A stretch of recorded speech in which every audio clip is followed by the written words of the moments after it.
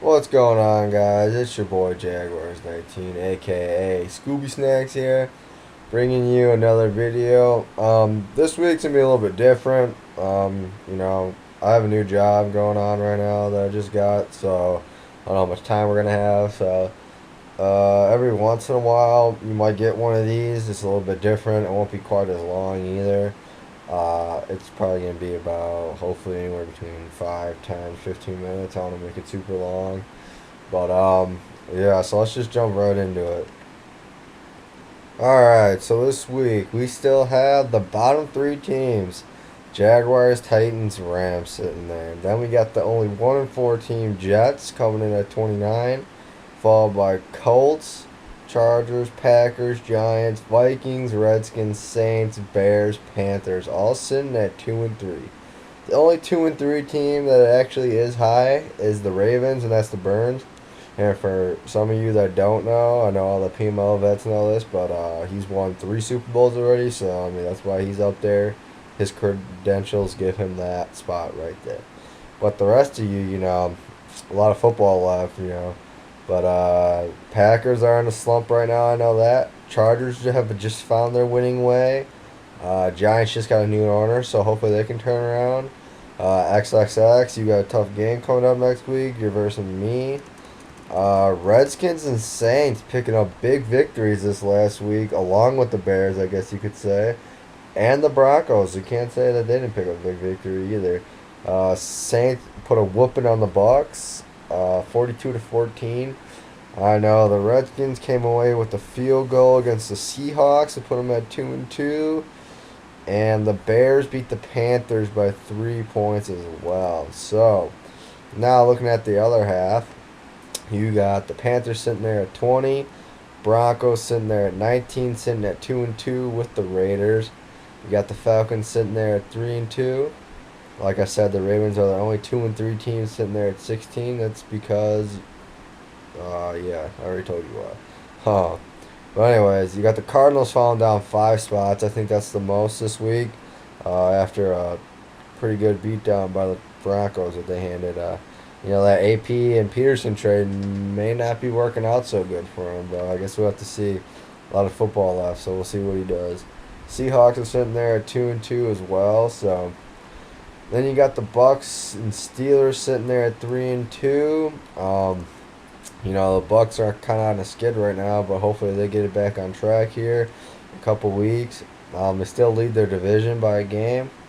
And then you got the Steelers sitting there at 3-2 as well. The AFC North is looking pretty good. 2 teams in the top 10. You got one sitting there at 12, one sitting there at 16. So that's 4 teams in the top half of the NFL. So that's a great division. So I'd watch out. 3 teams might end up in the playoffs from that side if they all don't beat up on each other and split the 1-1 series. Then you got the Dolphins sitting there at number 11, looking like they're going to get in the top 10, hopefully. I know Absol Q has just made a trade for Doug Martin, and I know he's running shit over right now. So, the Dolphins, if they get a win this week, maybe they move in. Another team in the top 10 loses. So, I guess we'll have to play it by ear and see. But, yeah, those are the power rankings of the bottom half, 32 through 11. And moving on. Alright, here's number 10. We got CU Freeze, who's just falling right now. Actually, that's wrong right there. That should be 3-2, not 3-1. That's my bad. But tough loss to in-state rival, the Dallas Cowboys. I was calling it the Houston Cowboys.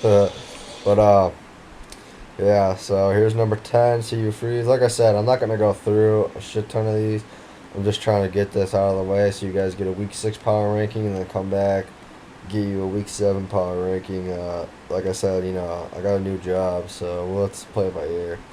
But let's move on to number 9. Making his way into the top 10 finally is the New England Patriots, coached by Kiss the Baby. I had to put him in here. He was in the, I think, mid-20s, but after knocking off 2 undefeated teams back-to-back weeks, first knocking off the Chiefs, then knocking off the Bengals. I think they both were number 3, actually, when he knocked them off in the power ranking. So, hard to argue with him.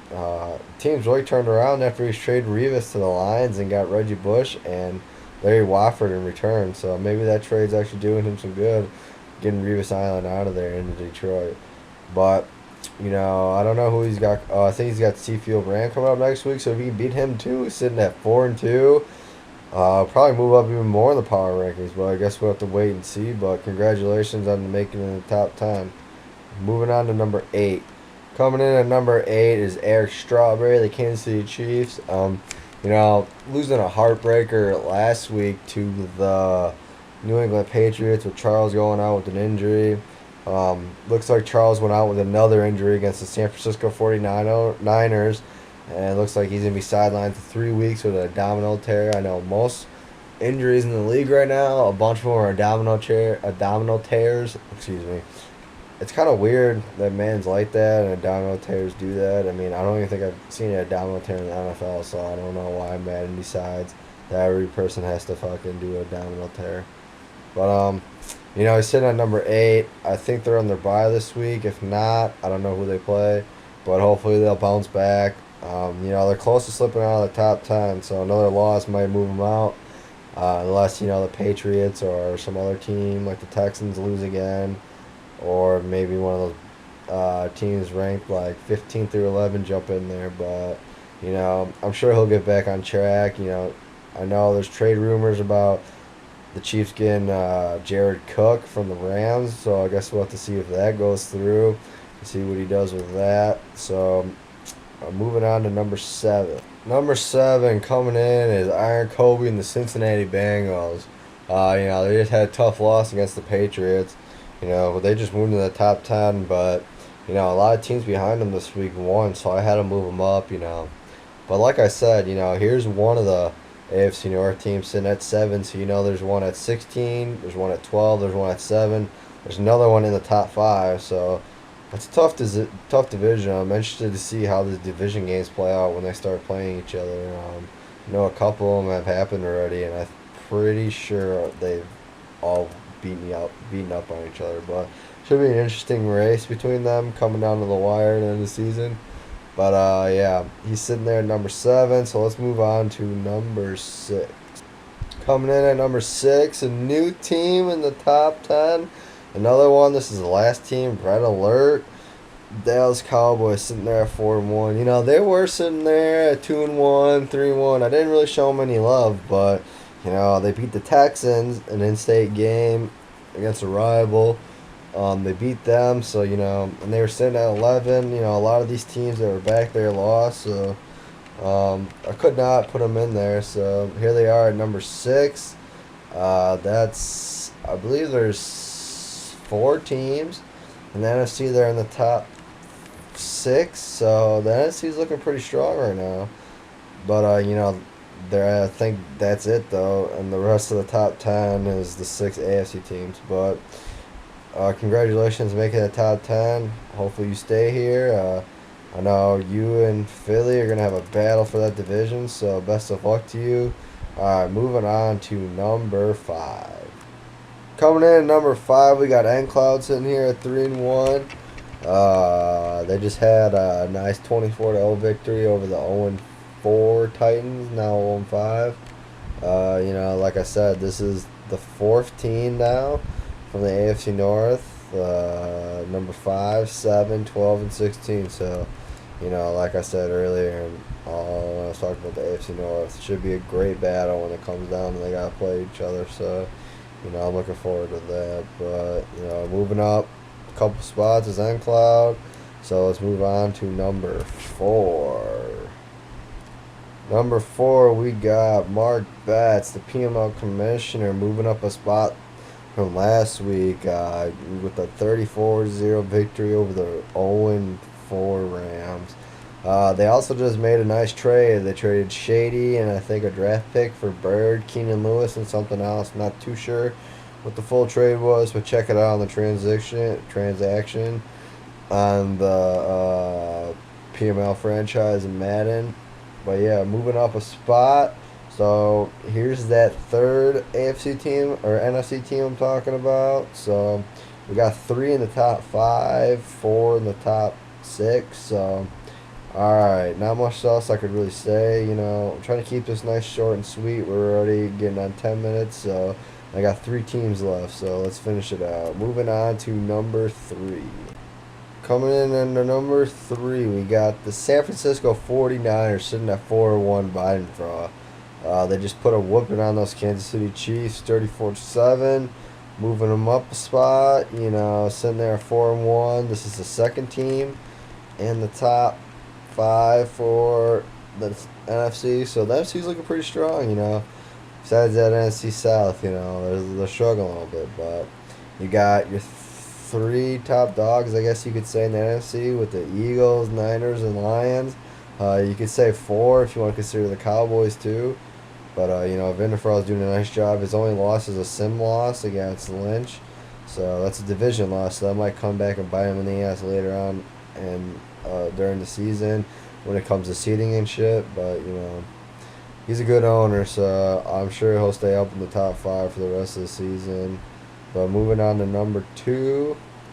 Coming in at number 2, we got myself. We had a tough loss against Seafield Ram and the Bills, which I'm guessing you can guess who's number 1 now. But we'll bounce back next week with a win against XSS, hopefully.